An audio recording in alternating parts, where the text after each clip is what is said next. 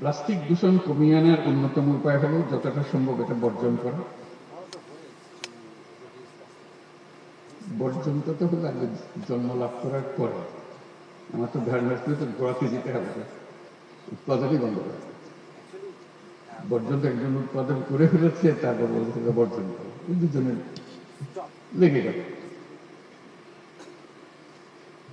গোড়াতে যদি আমরা উৎপাদনটাই বন্ধ করতে পারি, তাহলে আর বর্জনের প্রশ্ন আমাদের আর থাকে না, আমাদের সমস্যার মধ্যে আমরা পড়ি না।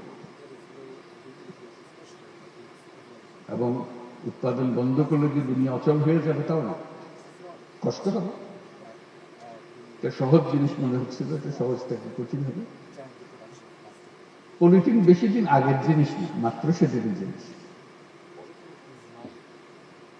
আমাদের বয়সে পলিথিনের জন্য, এর আগে ছিল না পৃথিবী।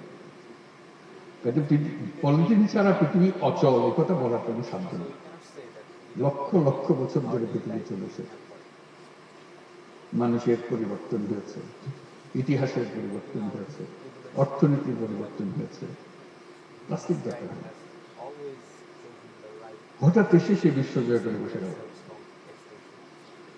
এবং আমরা এরকম এডিক্টেড হয়ে গেলাম এটাতে, চোখ খুলে কিছু তাকাতে পারছি না। সেটাই হলো বিপদ। আমি দেশের সকল নাগরিকের প্রতি ওয়ান টাইম প্লাস্টিক পণ্য ব্যবহার বন্ধ করে দেওয়ার জন্য আবেদন করছি।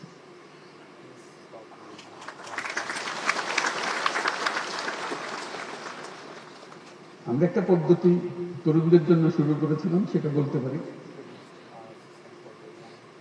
জিরো ওয়েস্ট এর পদ্ধতি হিসেবে।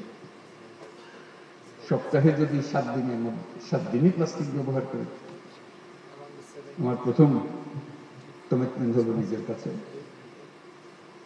আজকে থেকে আমি একদিন কমিয়ে ফেলবো, 6 দিন করবো, একদিন করবো না, ওই দিন আমার প্লাস্টিক খুঁজে। তরুণরা এটা সহজে বোঝে যে একটা দিন আমি পারি তো।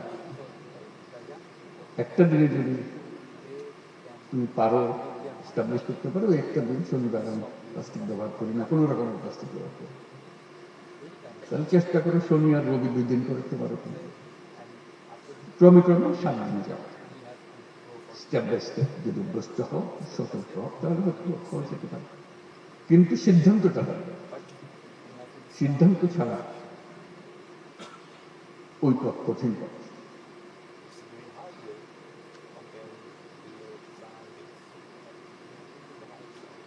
এর প্রাথমিক পদক্ষেপ হিসেবে আমি ইতিমধ্যে সরকারি সকল কার্যালয়কে একটি সুনির্দিষ্ট সময়সীমার মধ্যে ওয়ান টাইম প্লাস্টিকের ব্যবহার বন্ধ করার নির্দেশ দিচ্ছি। নির্দেশ দেওয়ার সুযোগ কার্যকর করা হবে। ঠিক আছে, বললাম যে এটা লাইফ স্টাইল বিষয়, আমি কীভাবে জীবন যাপন করবো তার বিষয়। শুধু হুকুম দিয়ে বন্ধ করে দিলাম, চেষ্টা হবে হয়তো অনেক করবেও, কিন্তু কঠিন একটা জগৎ।